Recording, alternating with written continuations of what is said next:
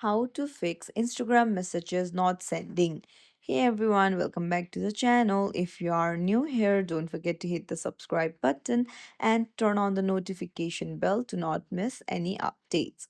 So, in today's video, I'm going to show you how you can easily fix messages not sending on Instagram. So let's dive right in.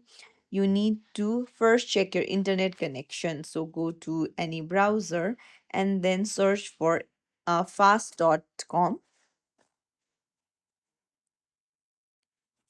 and then check your internet connection. Sometimes faulty internet connection can also be the reason that the messages are not sending. Next, you can swipe down from the top right and then toggle on airplane mode and toggle it off again. This refreshes the network connectivity. Now, head over to your settings and then go to general, then go to iPhone storage and search for Instagram.